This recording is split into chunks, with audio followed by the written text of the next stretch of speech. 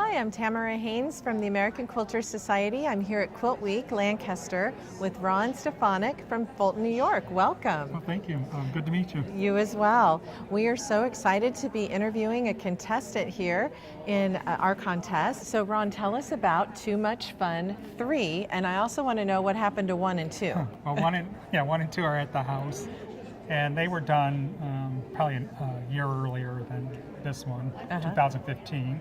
This was finished in 2016, and it progressed. The others were more traditional. This one, I'm looking at deconstructivist kind of, maybe from the architecture, because I'm an architect, and the Russians and others did deconstructivist architecture. So I'm kind of translating that here in the quilt. Okay.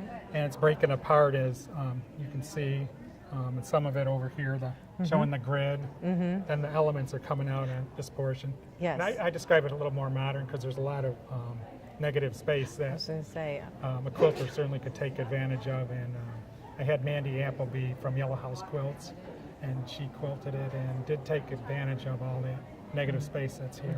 Yeah, I love the comparison there.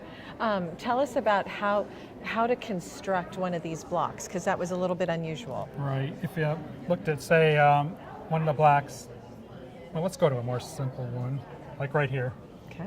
And I start off with one of these points. I sew part way, just pin the center first, sew part way, leave it loose. Then you can come around, put your other piece, come around in a spiral here.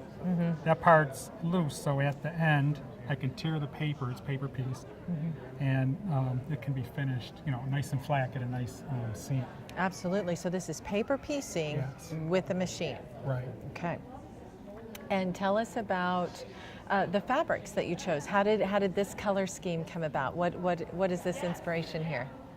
I just happened to be in a fabric shop, one of the fabric shops that I teach at now and then. Okay. And saw what she had in the shop, and just wanted to get something a little different than the other two earlier ones. Absolutely. And just put the fabrics together. That this spring probably, I think, when I selected them, and that kind of reflects, I think, the fabrics I chose. So Ron, tell us about the machine that you like to work on. Yeah, I have a Pfaff Vision. Okay. And it has embroidery, which I haven't used yet. Haven't used yet, okay. And we have a special, I wanted to show everyone the label here. I love what you did with the quilt label back here. And I say I haven't used that, but it does have some stitching capabilities where you can get some fancy stitches, as you can see. So yes, that is beautiful. So you've been quilting for how many years? In May it'll be 4 years that I've been quilting. Wow. And how many quilts have you entered into a contest? 2. And you got in both? Yes. 1 in Syracuse and now here. Congratulations. So there's hope for all of us getting. I was quite surprised. Yeah, and this is delighted, wonderful. Of course. Yes, definitely. And tell me, you were also a guild member. Tell us about that. Tell us about your guild. I'd say a club member. A club member. Marcellus Modern Quilt Club in Marcellus, New York. Just down the road from Skinny Atlas. So your background is as an architect. That's correct. And before that, I was a pattern man in women's shoe factory. Oh my goodness. Yes. That's a jump. Yes, I saw there was no future, so I went to Syracuse Architecture School. There you go. There you go. Well, I don't know. I like some pretty fancy shoes, so. But there was no future in it. Okay. So do you think that your architectural training helped you in your spatial awareness and the geometric and? Yeah, I definitely believe so. And Syracuse is a very much design-oriented school, so I had very good education as far as design goes. Okay. And yeah, I think the men seem to. I know a lot of engineers quilt, so I think men tend to look at it a little differently, maybe. Absolutely, I really like it. It's a very appealing design. And you're also a member of another club. Tell us about that on Facebook. Yes, I was surprised. I was wondering, how many men are really quilting? And I've known a few. And so recently I joined Men Who Quilt on Facebook.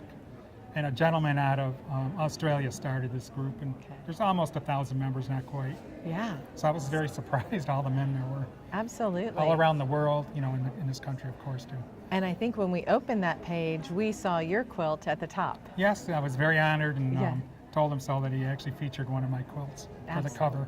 Absolutely. They rotate them. And so where will we have an opportunity to take one of your classes? You said you were teaching. Yes. Where can... At Patchwork Plus Oh, sure. in Marcellus, New York. Oh, sure, sure. And also I've taught at So Creative Okay. in Fairport, New York. Wonderful. So is there a website that we can go to get your schedule, or do we go to the quilt shop and see And that? I actually have a, if somebody wanted to get information, I have a Facebook page, Okay. Romulus Designs. Romulus, I like that. Very good. Yeah, I lived at Romulus one time, and so that's kind of combining my name with that. Well, thanks so much for spending a few minutes with us Oh, my and honor. letting our viewers know everything about the inspiration, and we look forward to seeing more men join the quilting industry and show us their inspirations. Oh, thank you very much. You're welcome.